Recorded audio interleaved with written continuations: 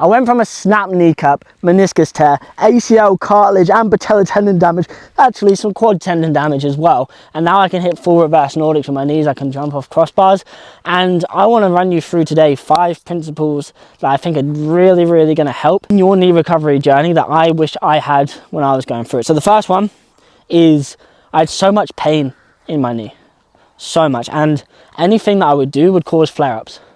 So I had a bunch of cartilage damage, and this was like after like 2 or 3 times of trying to return to sport, and I just damaged my knee over and over again. And I went to the gym after like a day at working at Amazon to do like the backward sled, because I was like, oh, the backward sled, amazing, like it doesn't break down the tissues, all this kind of stuff, which is what I say, which is very true. It doesn't break down the tissues too much. It's like a really light way of getting the knees over toes. But my knee was so bad that I done the backward sled. I was with my ex-girlfriend at the time. I was doing backward sled.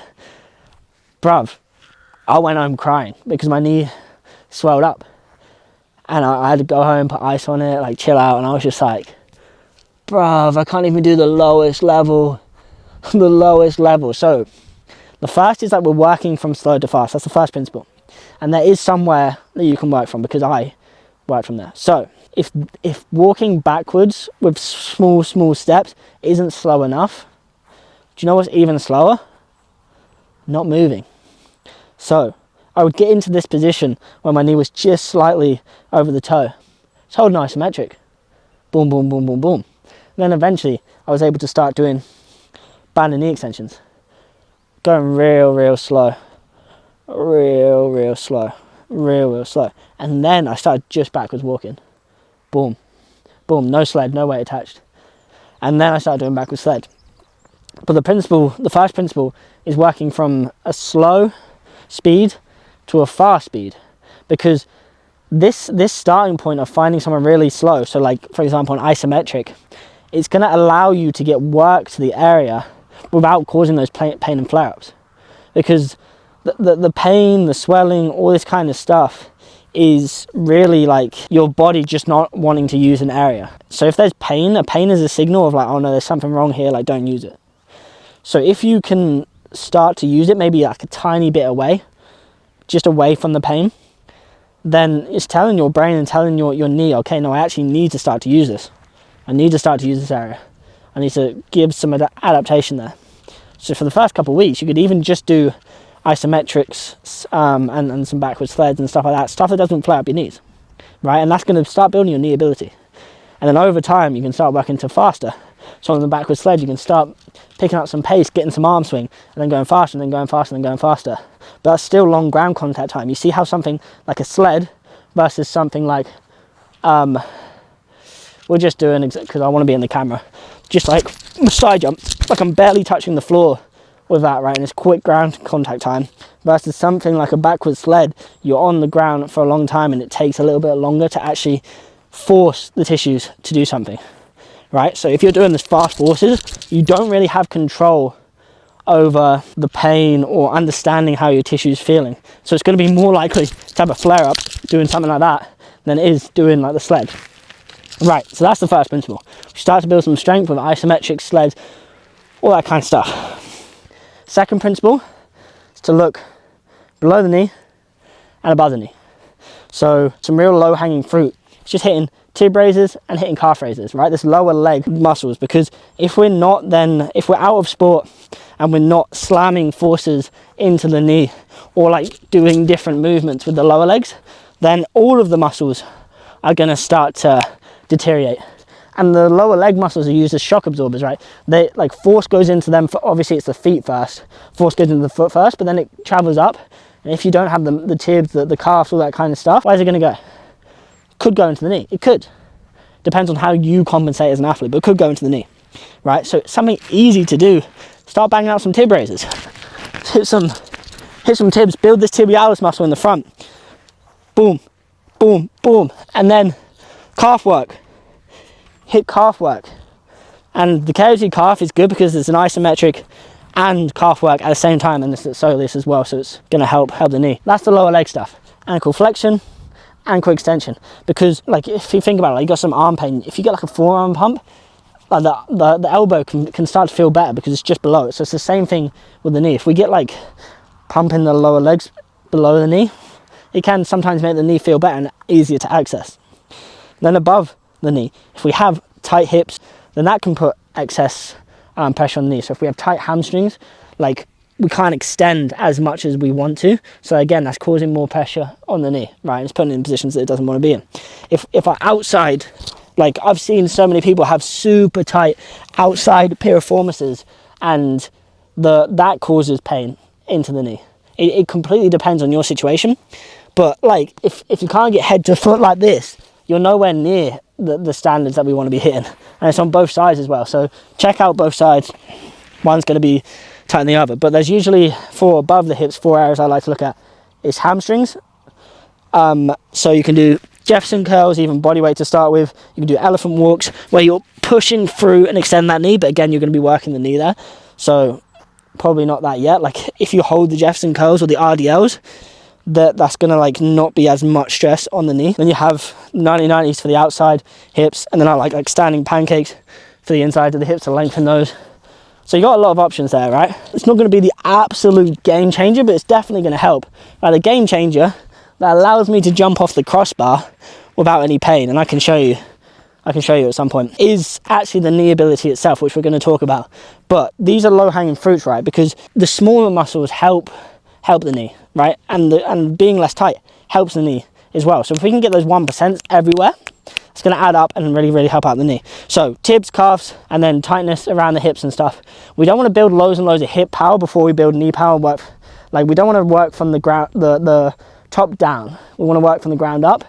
So that's what a big mistake I see is like building box squats, building strength with knee behind the dough, building RDLs, and you got so much hip power, but that hip power is the acceleration, right? But the deceleration is the knee. So if we build loads and loads of acceleration and hip power, but we then can't absorb that with our knee power, it's going to cause injuries. So I don't like to start hitting that yet. I like to get rid of the tightness and stuff, get the knee stronger, and then we start to build hip strength through the knee, right? So second step was above and below the knee, tightness above the knee and strength below the knee, right? Build from the ground up. Then the third step is then going to be our rebuild section.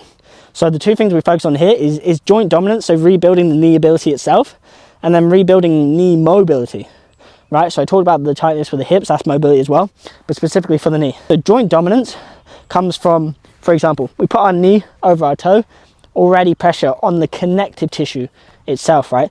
This position here is where the ACL has the most stress, where the patellar tendon has the most stress. This is where most of the ACL tears are happening, right?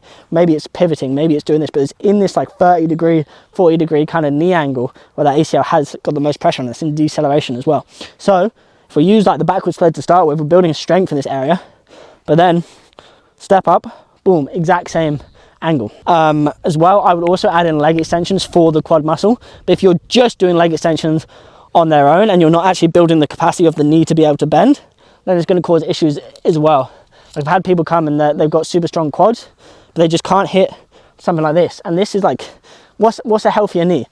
Quads that are really big or knees that can do this kind of stuff with no issue, right? The answer is knees that can do this kind of stuff, if you didn't know. But I'm not saying big quads are bad, but if the muscles are stronger than the connective tissue can handle, bad time. But we do need to get those quads back as well. So leg extension's good as well, but I like the step up in combination. So this is doing more through the knee, leg extension's doing more through the muscle. And then you have more deeper range of motion stuff. So, and I'm just talking about the front side, I'll go on to the back side after. So you have then like an ATG split squat, which can be regressive elevation. So that's going to be a really, really good way to start getting that mobility and that strength back in the knee. And then you have stuff like ATG squats, right?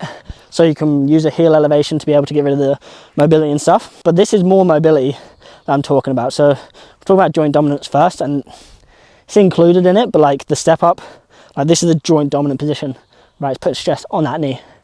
Then in the back of the knee, you then start with like hamstring curls, because the knee extends and the knee flexes, right? It also like rotates and stuff, it does other stuff, but the main two, extension, flexion.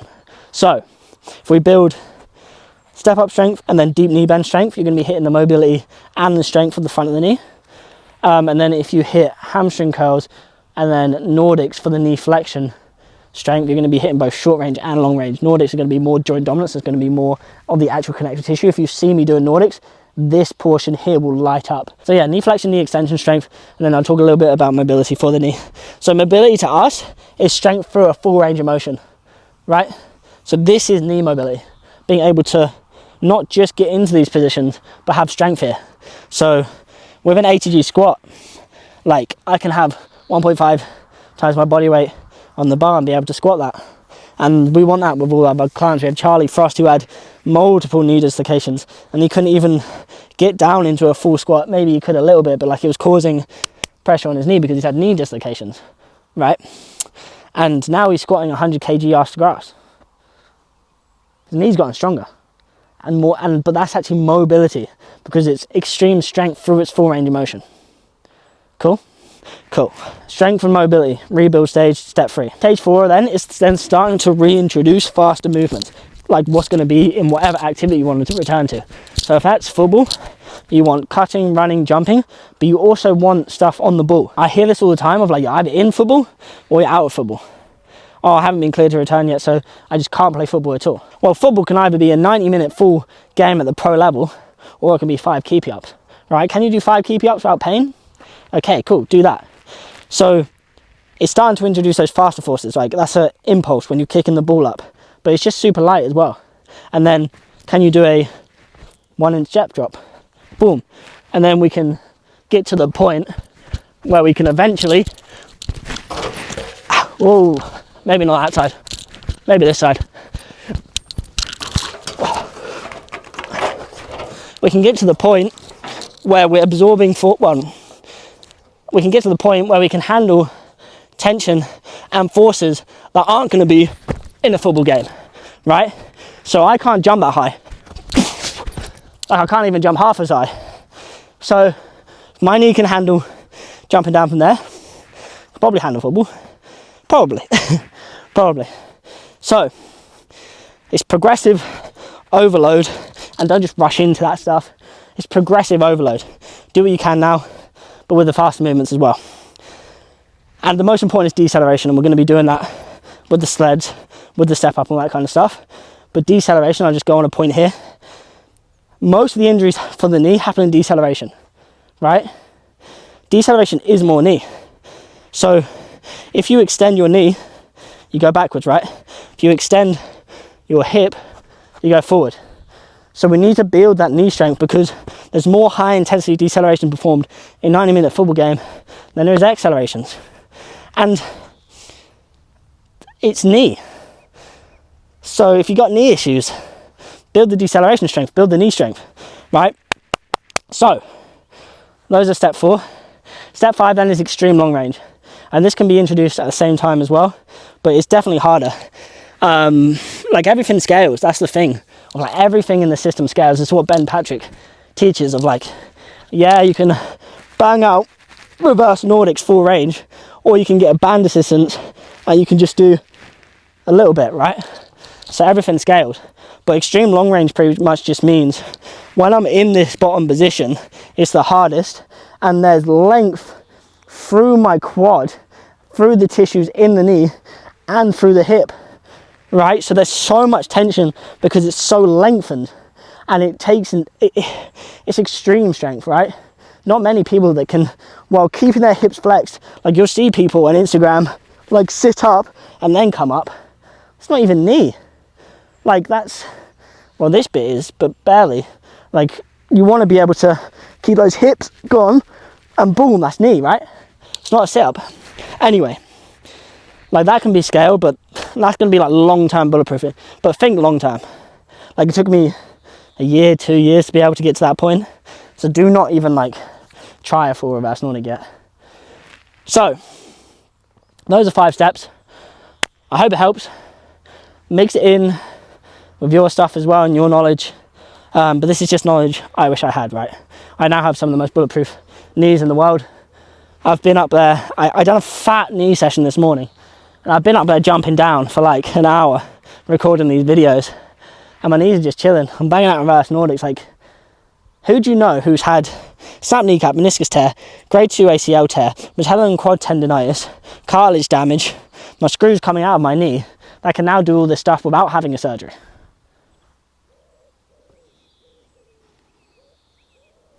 No one. I'm the only one. If you find someone, send them my way. But I'm not saying, oh, I'm the best, whatever. I'm just saying that it's an intense transformation. Obviously, you want to follow the results that you want to get, right? And I have strong knees. So follow me.